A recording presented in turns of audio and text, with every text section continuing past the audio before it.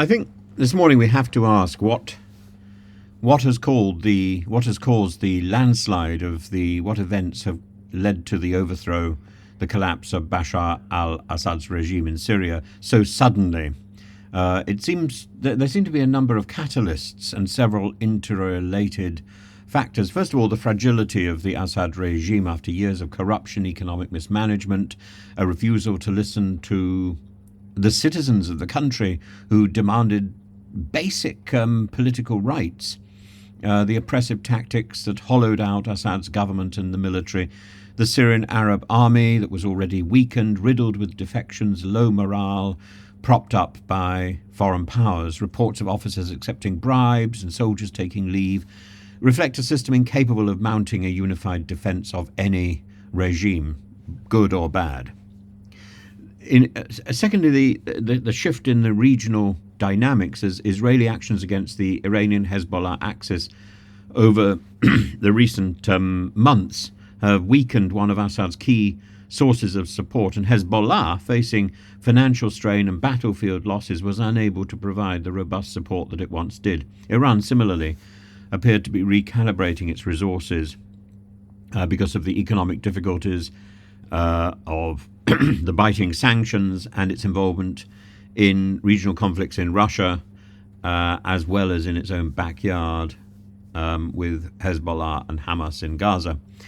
And Russia's significant involvement in Ukraine, which has diverted its attention and resources from Syria, its muted response to the rebel offensive, along with reports of relocating warships from Tartus, suggest a diminished commitment to Assad's survival. In the middle of all this, Turkey's tacit support, if not outright orchestration, of the rebel coalition was critical, and Ankara's role in uniting disparate rebel factions, enabling their offensive through logistical and possibly military assistance, or at least turning a blind eye, highlights its long-term strategic goal of influencing post-Assad Syria while countering Kurdish autonomy. The rebel forces, Hayat Tahrir al-Sham, under the leadership of Ahmed al-Shara and formerly Abu Muhammad al-Jalani, have demonstrated a remarkable ability to unite fractious rebel groups and execute a well-coordinated campaign.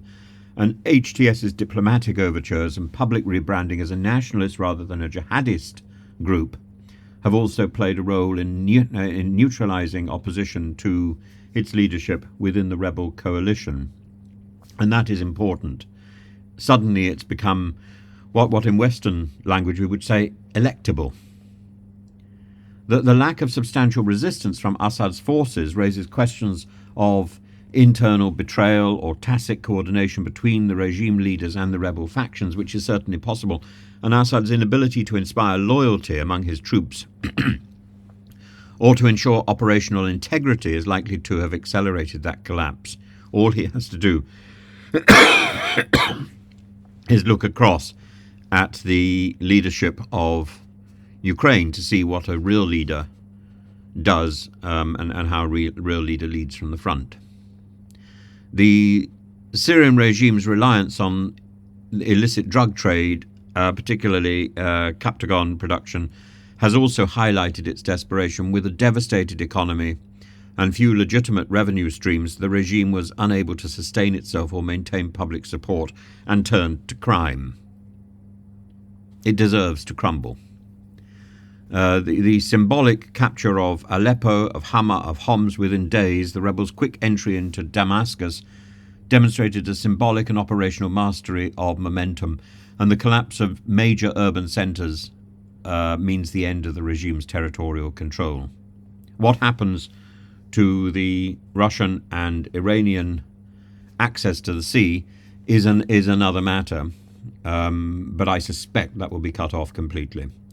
This is a landslide which reflects a convergence of internal decay, external pressure, and strategic opportunism.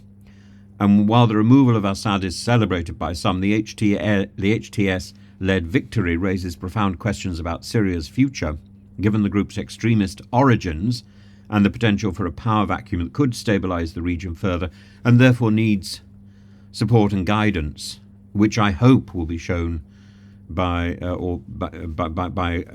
coalition perhaps led by Turkey, but it should be backed up by other international powers, oddly like Israel and the US and the UK. Certainly we shouldn't leave it to dwindle in isolation. It needs support if it's going to move forward. And if Syria can be secured as a functioning state, then that starts to starts to suggest security for the region. If, on the other hand, it collapses into a chaotic state, that intensifies the insecurity of the region. That's why what's happened over the last few days is so important.